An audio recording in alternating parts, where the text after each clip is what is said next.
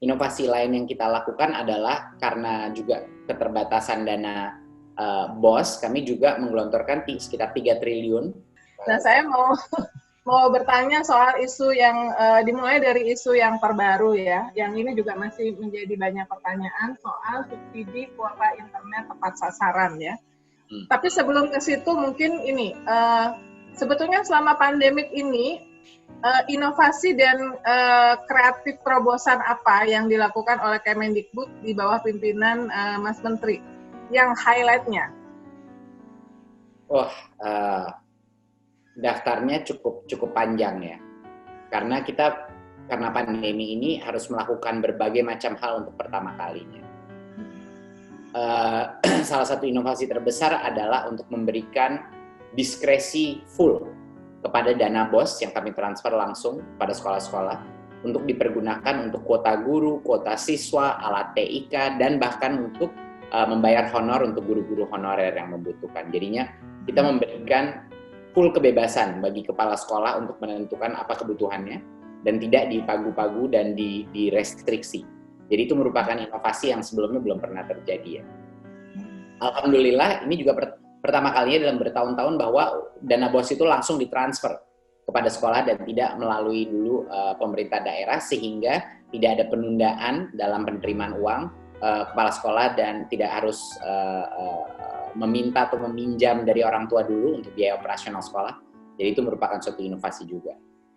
Ini juga di masa pandemi kita pertama kalinya mengeluarkan kurikulum darurat, di mana sampai 20-40% daripada setiap mata pelajaran itu kompetensi dasarnya itu diringkas secara dramatis, sehingga guru-guru bisa fokus kepada yang esensial dan apa yang prasyarat kepada jenjang berikutnya.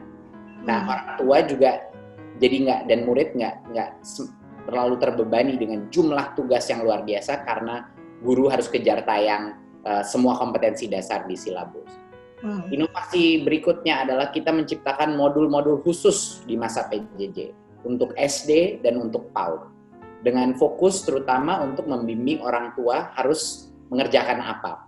Jadi ini modul-modul yang bisa dikerjakan secara offline di dalam rumah tangga, di dalam konteks rumah tangga, dan perannya orang tua diperjelas dan dipertajam. Karena banyak sekali orang tua yang komplain mengenai saya nggak tahu harus mau apa dengan anak saya, apa saja aktivitas yang bisa saya lakukan.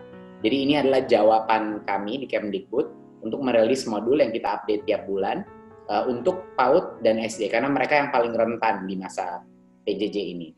Yeah.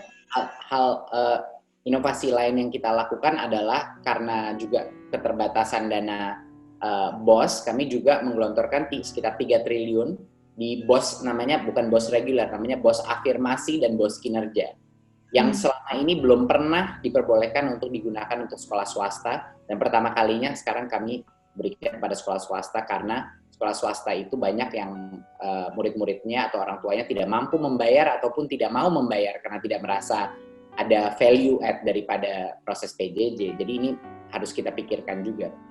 Ditambah itu juga 1 triliun kita realokasikan untuk bantuan UKT mahasiswa, terutama mahasiswa di swasta yang universitasnya tidak menerima pertolongan dana dari pemerintah. Jadi kami merasa ini suatu hal yang sangat penting untuk kami lakukan. Dan tentunya perjuangan terakhir kita adalah dana 9 triliun yang alhamdulillah berhasil disetujui oleh pemerintah dan Kemenq untuk bantuan pulsa dan juga untuk tunjangan profesi guru dan dosen.